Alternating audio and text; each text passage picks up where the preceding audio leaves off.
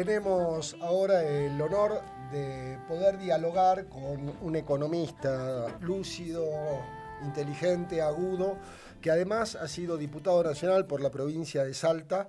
Nos referimos al licenciado Emiliano Estrada, a quien saludamos desde aquí, desde A Máxima Felicidad. Hola Emiliano, ¿cómo estás? Mauro y Lucía te saludamos. Hola Mauro, Lucía, ¿cómo están ustedes? Buen día. Muy bien. Vos que tenés la suerte de vivir en la ciudad de Salta, después podés participar de los sorteos por el almuerzo, la cena ahí en la salteñería en Vaqueros o por el kilo de asado, Emi. La salteñería es mejor empanada que hay, así que un Espectacular. espectáculo. ¿Qué novedades hemos tenido del índice de inflación que este gobierno que había llegado con ánimos de detener el proceso inflacionario que concluyó el gobierno de Alberto Fernández y que no solo no lo detiene, sino que además eso está trayendo consecuencias inesperadas y graves para la sociedad argentina? Bueno, lo principal tiene que ver con la evidencia de la falla de la concepción del problema que tiene el presidente Milei. Recuerden que se la pasó diciendo que la inflación era un problema netamente del déficit fiscal, netamente de la emisión monetaria. Dos cosas que, según el presidente, había resuelto el primer día, el resultado fiscal y había cortado la emisión monetaria. Bueno, ¿qué explica entonces que sigamos teniendo una inflación del 30% anual con una economía que está totalmente devastada, con un poder adquisitivo que está totalmente destruido? Bueno, lo primero que queda para mí para rescatar de esto es la evidencia de que la teoría esa monetaria, digamos, de la inflación no sirve para explicar la inflación en la Argentina. Y lo segundo tiene que ver con que muchas veces la gente está sintiendo una inflación mucho más alta que la que se publica. Y eso tiene una especial explicación que va de la mano de lo que los economistas llamamos el ingreso disponible. ¿Qué es el ingreso disponible? Es aquel ingreso que te queda después de pagar tus gastos fijos. Por ejemplo, la luz, el gas, el transporte, medicina, si es que tenés que pagar algún medicamento, el colegio de los chicos, si es que pagas colegio, o alguna de esas cuestiones.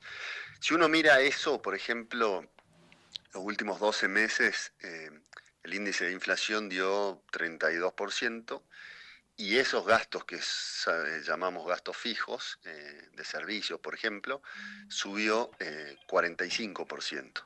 Y ahí es donde está la explicación de por qué la gente siente que cada vez tiene menos plata, incluso aquellos que tienen la suerte de tener un trabajo registrado formal y que vienen teniendo paritarias acorde a lo que es el índice de inflación, incluso ellos sienten que la pérdida de poder adquisitivo es constante. Bueno, la explicación es esta, y si uno mira, por ejemplo, el caso puntual de la nafta, ha tenido una suba del 47% en los últimos 3 meses, y eso se traduce obviamente en el costo del transporte público, que lo hemos visto incrementarse de una manera estrepitosa acá en la provincia de Salta, y también tiene que ver con el aumento de los precios generales de la economía, porque no se olviden ustedes que cuando, no sé, la salteñería compra carne, esa carne llegó en un camión, y ese camión utiliza nafta. Entonces, si yo le subo 47% el precio a la nafta, naturalmente va a subir el precio de la carne en independencia de lo que haga el productor ganadero, y naturalmente entonces, por consecuencia, va a subir el precio de la empanada sin que la salteñería esté ganando más plata. Entonces, ese efecto cascada que tienen algunos bienes importantes de la economía, como es el caso de la energía y el de la nafta, son los que Milei ha subestimado en todo este tiempo, y ahora estamos pagando las consecuencias de esa ley base donde se decidió dolarizar el precio de la energía en la Argentina. Claro, la ley bases, aquel también nefasto DNU 70 del 2023 al que hacíamos referencia antes, y ahora también estos cálculos equivocados, estos diagnósticos y estas soluciones equivocadas que plantea en materia económica el gobierno de Milei, también quedan expuestos, dado que la proyección para la inflación de todo el año 2026 ya ha sido consumida, si se me permite el término, por este último índice del 2,6, ¿no? Ya alcanzamos el número que él había planificado y pronosticado para este año 2026. exactamente. Para, para darnos una idea de la magnitud del error, ¿no? Porque Exacto. estamos hablando de que en 4 meses te consumiste lo presupuestado para el año entero, así que eh, yo no tengo buenos augurios, digamos, de lo que queda por delante. Creo que la economía va a seguir permanentemente en un estado de recesión, de caída de recaudación y por ende de mayor ajuste. Y eso se va a traducir en un malestar de la sociedad bueno, que tendrá la oportunidad el año que viene de torcer este rumbo nefasto que ha agarrado la Argentina desde el año 2023 para acá, ¿no? Porque además el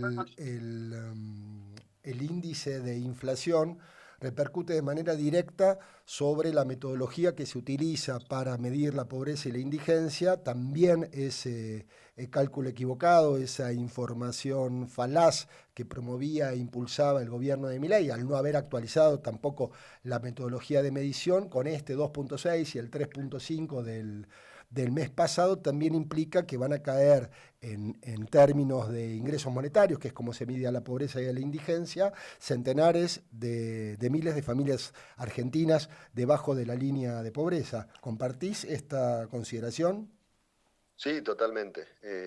La metodología que se utiliza y que además ha tenido cambios en el último último trimestre del 2023, es una metodología que está completamente obsoleta. Ustedes, para que se den una idea, hay cuestiones que yo siempre digo que uno tiene que respetar la metodología y los números en tanto y en cuanto no colisionen con el sentido común y con la evidencia, ¿no? Si yo te digo que el servicio meteorológico de Salta es de primer nivel y en el momento en el que yo te digo eso, el servicio dice, estamos viviendo, no sé, un tornado en Salta y vos salís y hay sol, vos decís, che, no sé qué metodología usan, pero yo salgo y veo sol y me recorro toda la ciudad y hay sol y no está lloviendo en ningún lado. Entonces vos empezás a dudar de esa metodología. Bueno, acá está pasando algo parecido que tiene que ver con, por ejemplo, el tema de los ingresos de los trabajadores informales. ¿Quiénes son aquellos que, bueno, no tienen ningún tipo de formalidad, llámese monotributo, llámese que estar en relación de dependencia o lo que fuera? Bueno, los trabajadores en la informalidad en la Argentina de Milei, según Milei, han crecido sus ingresos en términos reales, es decir, descontando la inflación, 78%.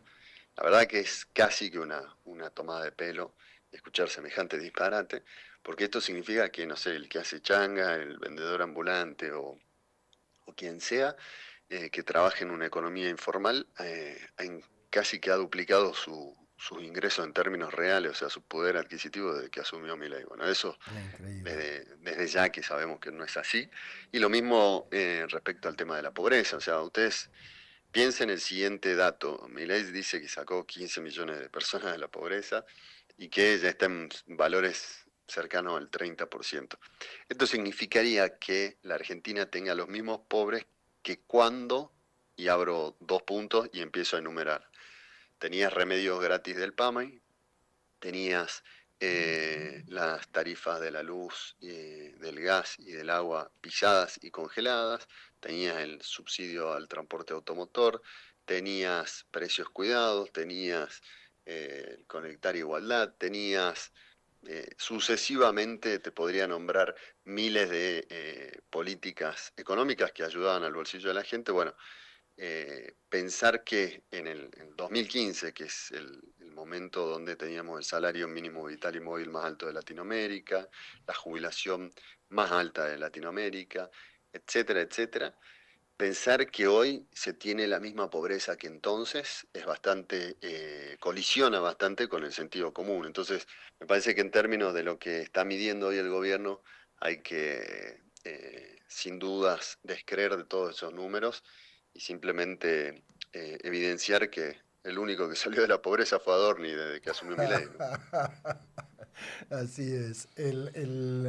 Las dos últimas, Emi. La primera, ¿cuáles son tus, ya si podés profundizar un poco más en esta proyección de datos, en este pronóstico en materia económica que le queda al gobierno de Milei hasta las elecciones del año próximo? ¿Qué es lo que estás viendo? ¿Tienen posibilidades de revertirlo, de maniobrar? Evidentemente, si no modifica su absurdo dogma, que como bien has señalado vos, se ha demostrado fallido y equivocado, esto tendería a agravarse. Pero bueno, nos interesa más tu opinión que la mía en este caso. Yo creo que en lo que queda del año, Milei no va a tener mayores sobresaltos en lo que es la cuestión macroeconómica, ¿no? ¿Qué significa la cuestión macroeconómica? Bueno, que no se le dispare el tipo de cambio, las cuestiones que vemos en la televisión. Ahora, creo que la parte microeconómica, que es la que nos importa a todos, si tu laburo va a seguir bien, si vas a tener posibilidades de mejorar o de desendeudarte y demás. Yo creo que eso no va a cambiar, creo que eso se va a profundizar y vamos a llegar a un fin de año donde la gran mayoría de las familias y de las empresas va a estar muy, muy complicada en la Argentina. Creo que esta situación económica de las familias se va a ir agravando. Creo que el proceso sigue teniendo pocos ganadores, que son las petroleras, los bancos, y no mucho más, algo del campo y demás, pero la gran mayoría de la sociedad va a tener un año muy, muy difícil. Y después, respecto al año que viene, yo lo que veo es un año que viene que va a entrar en un año electoral muy complicado para el gobierno. Ahí sí creo que la macroeconomía puede tener sus sobresaltos, fundamentalmente porque eh, entiendo que va a haber una demanda de dólares muy, muy grande para afrontar un año electoral y el gobierno no va a tener con qué hacer frente a eso. Así que yo soy bastante optimista de que en términos políticos, de que el gobierno de Milei no va a reelegir con esta economía. Y bueno, esperemos que se le pueda dar pronta salida y pronta respuesta a la gente para que podamos tener un modelo alternativo que le permita también a la gente pensar en que va a tener una salida a la situación de agobio que está viviendo ahora, ¿no? Ojalá así sea como vos decís. Le recordamos a la audiencia y a quienes nos están viendo que estamos en conversación con el diputado nacional mandato cumplido, el licenciado en Economía Emiliano Estrada, diputado nacional por la provincia de Salta, ciertamente. La última, y agradeciéndote desde ya la deferencia de habernos atendido, este tiempo y la lucidez de tus palabras. Al principio del programa hacíamos una crítica a esta especie de contagio que está sufriendo el gobernador Sáenz por parte de Milei en lo que respecta al avasallamiento del Estado de Derecho, al avasallamiento de las posibilidades de participación política electoral de los ciudadanos en general, y poníamos como ejemplo que en las elecciones municipales de Rivadavia Banda Norte del año pasado no impulsó el financiamiento de fondos públicos para la campaña, que es la primera vez que sucede en nuestra provincia, y que recientemente, habiéndose dado una cefalía definitiva en el municipio de Vaqueros y en Animaná, pero en particular hacíamos referencia a Vaqueros, todavía no ha convocado a elecciones, toda vez que falta más de un año para la conclusión del mandato del exintendente, hoy senador provincial Daniel Moreno. ¿Crees que la intervención que se ha dado a la intervención del Partido Justicialista Salteño, notificada en el día de ayer, de alguna manera tiene relación con estos comportamientos que tiene el gobernador? ¿Considerás que es simplemente un proceso de la justicia federal?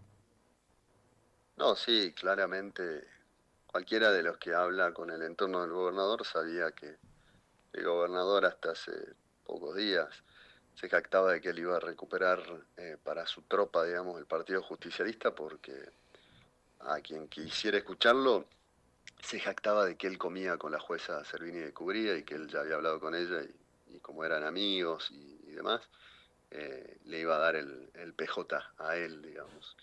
La verdad que es muy triste la situación institucional que vive la Argentina. Bueno, y lo de Salta es directamente ya el lejano oeste. Pero es triste porque uno llega a algo que siempre se sabía, pero que hoy ya no hay pudor, que es que la justicia no tiene ningún interés en hacer justicia en ningún caso donde haya alguna de las dos partes con poder. Es decir, como dice el dicho, si a la justicia llega un caso de dos ciudadanos sin poder, se hará justicia. Si a la justicia llega un caso de un ciudadano con poder y otro sin poder, se hará injusticia. Y si a la justicia llega un caso de dos partes poderosas, que Dios nos libre, es el dicho. Bueno, yo creo que estamos ante la situación, ante la segunda situación, que es la de un poder judicial que viene demostrando que lo último que le importa es el apego a las normas y a las reglas. Un dato de color, Mauro, entiendo que lo debes saber, que es que quien impulsaba la intervención judicial del Partido Justicialista era Tuti Amat, que es el presidente de la Cámara de Diputados. Sí. Y la semana pasada nos dimos con que ni siquiera era afiliado al Partido Justicialista. Entonces, la verdad que un bochorno lo que viene pasando. El martes que viene, martes 19, hay Congreso Nacional del Partido Justicialista, donde se va a ratificar la intervención en Salta y donde se iba a tratar estos temas, y la jueza 2 días antes, de la misma manera que lo hizo el año pasado, 2 días antes del Congreso Nacional, también sacó una resolución volteando la intervención del Partido Justicialista de Salta, y la justicia, la Cámara Nacional Electoral, ya en ese momento le dijo: señora jueza, usted no es un emperador, no puede opinar de estos temas. Los partidos tienen vida propia y son autónomos para decidir si lo intervienen o si no lo intervienen en algún distrito. No se puede meter usted en estos temas. Bueno, claramente no le importó y lo volvió a hacer. Así que yo, la verdad, creo que hoy, si uno tiene que pensar, digo, el partido Felicidad y no sé cuántos otros más son los únicos partidos que quedan con autonomía política, ética, moral en esta provincia, porque después lo que hemos visto ha sido un desguace absoluto del sistema institucional de la provincia, desde la justicia, al poder legislativo, a los gobiernos municipales, digamos, una catástrofe institucional lo que está pasando en Salta, y que bueno, que como siempre, cuando se quiera reaccionar va a ser demasiado tarde, creo yo, pero bueno, creo que nosotros lo que tenemos que tener claro es que en Salta la justicia dejó de regir hace bastante tiempo ya. Muchísimas gracias, Emiliano Estrada, un placer y ojalá las cosas puedan revertirse, tal como es nuestro deseo, pero parece que estamos ante el optimismo de la voluntad, ¿no? De alguna manera.